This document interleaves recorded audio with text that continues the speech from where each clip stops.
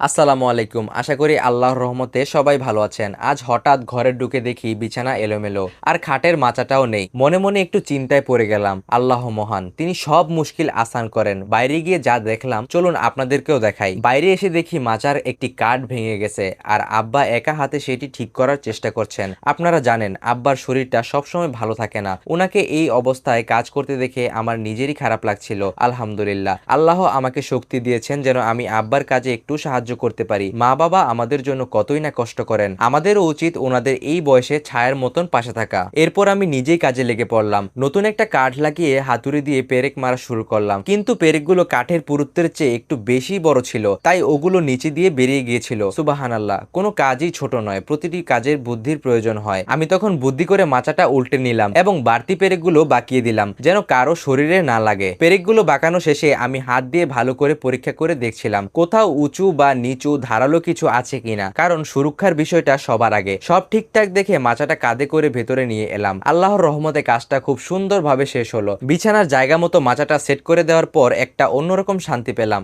আলহামদুলিল্লাহ। আসলে আমার ছোট ভাতিজা তাসিন প্রতি রাতেই ঘুমের মধ্যে অনেক কান্না করত। আমরা ঠিক বুঝতে পারতাম না কেন ও এমন করছে। আজ বুঝতে পারলাম বিছানার মাচার কাঠ ভাঙা থাকার কারণে হয়তো ওর ঘুমের অনেক অসুবিধা হতো। ইনশাল্লাহ আজ থেকে আমার ভাতিজা শান্তিতে আরামে ঘুমাতে পারবে। বাচ্চাদের হাসি আর আরামের চেয়ে বড় আর কি হতে পারে। এই ছিল আমার আজকের ছোট একটি কাজ। বড় কাজ হোক বা ছোট, পরিবারের মুখে হাসি ফোটাতে পারাটাই জীবনের বড় সাফল্য। আল্লাহর কাছে শুকরিয়া যে আমি আব্বার একটু হলেও হেল্প করতে পেরেছি। আপনারা সবাই আমার আব্বার জন্য দোয়া করবেন।